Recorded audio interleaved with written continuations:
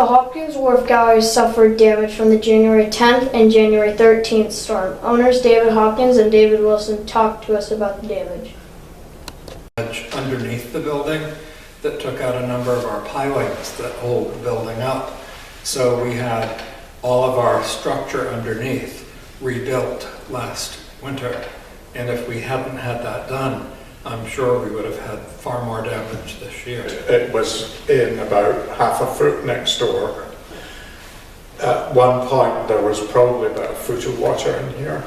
However, if you see those doors in the back, when the tide surged, the water came through the hole in the floor and surged into the back, and then the doors closed before the wave, so it acted like a sluice gate.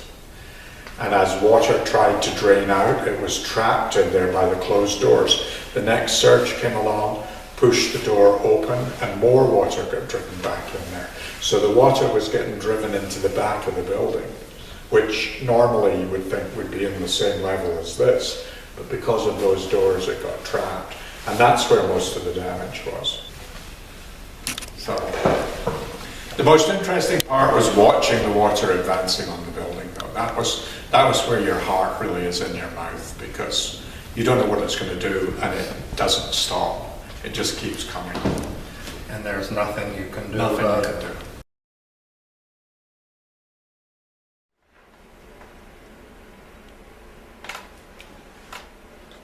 do. The January storms hit North Haven Island hard, but Turner Farm was hit particularly hard.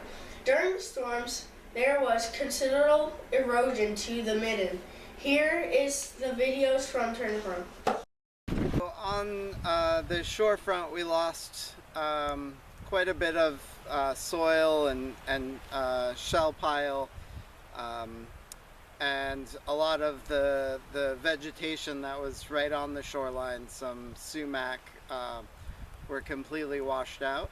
And then a lot of the sand and rock was also washed up and over the bank into our marshy area. Yeah, so one of the hoop houses, we had a few of the panels kind of do a blowout. The wind was so strong that it picked the structure up, and the wind pushed underneath it and popped out some panels. So that'll take a little bit of work to get it back together. It takes a little bit of practice, but usually it's a different type of material or different type of stone than you usually see, and a lot of times you can see tool marks or like how they worked the stone, and then sometimes you just can find an arrowhead and you know pretty much as soon as you see it what it is. Okay. How long? The midden on Turner Farm Beach is very important in North Haven's history because it is part of Indigenous history. Alice Greenway, the Programs and Projects Director of the North Haven Historical Society, is going to tell us some information on that. Made from, and so you can see like this collection of the Waterman Burr collection that we have at the Historical Society were artifacts collected from the 40s through the 60s by a summer person called George Burr and an islander named Oscar Waterman. And they went around together, and we have a lot of their things. So this is from Brown's Boatyard, which was, they divided North Haven up into East and West. So this is North Haven East 1. So even just knowing when these were collected, to the north of Marsh Cove. Go ahead, so you can take any out you want to look at. And most of these are very large. Yes, I noticed that too about this particular site. Yeah, it'll be fun, and that way we can compare like different sites around North Haven. Is what I'm hoping the students will be able to do. And they did find some bone artifacts, but those are probably from the Turner Farm, so I can't bring them out yet, but they look quite a lot like these. They're little Fishets? Well, I think these were the fish hooks. I thought they'd been fish hooks too, but they're called in this book barb stone spears. And we don't have any fish hooks like that, but we do have some spears like that. And then we have some ceramics, which most of these come from Great Spruce Island. And they're quite interesting because you can see different imprints and marks in them.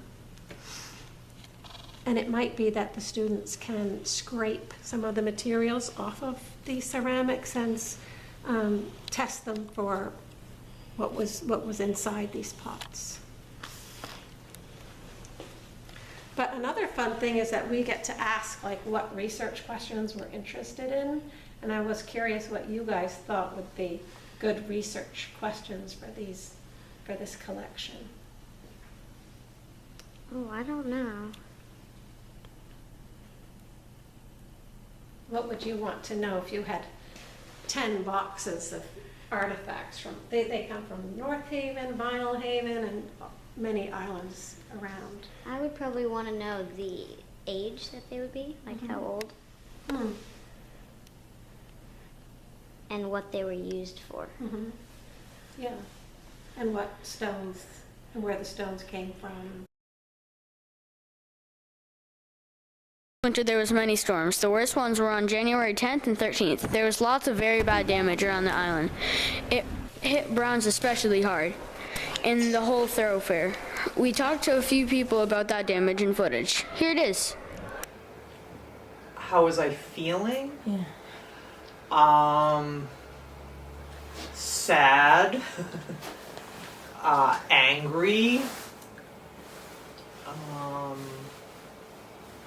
Yeah, that about covers it. Sad and angry. And I cried a little bit, but I don't cry in front of people, so I went into another building to cry.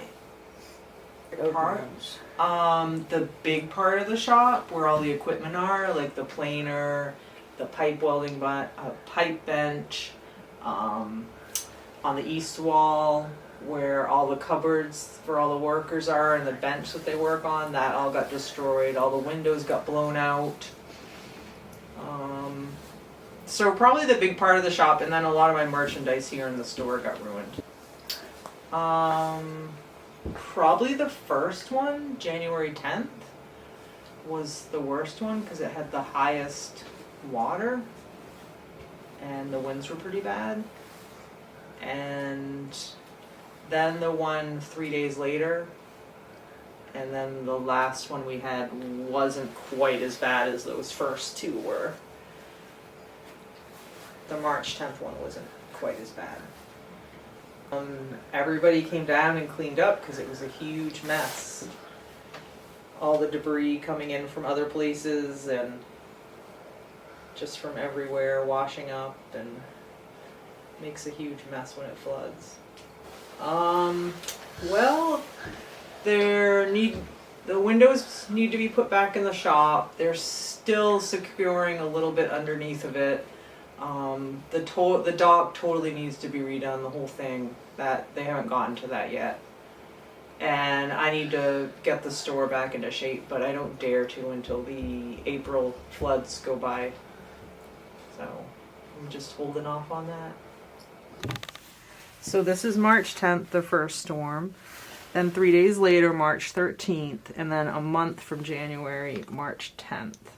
So the March 10th storm was pretty bad, even though the water wasn't as high because the winds were really bad too still.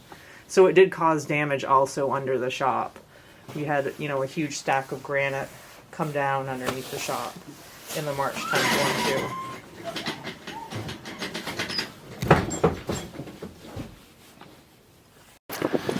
After those first couple of storms, we put these cables across to hold the sill together, each side of the sill of the building together.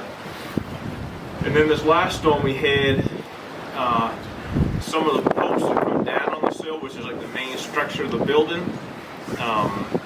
They moved again, so we jacked up from the inside and pulled them back in where they go, and now we're going to put more cables that go actually around the post from one side to the other. there used to be metal rods where we had these cables. Years ago, they had metal rod that came across, but it was just iron and it rusted away, and now it's gone. So we replaced it with stainless steel cable. Yeah, just trying to hold it together. Rachel Brown said all the buildings would be gone if the community did not come down and help. There are too many names to be named.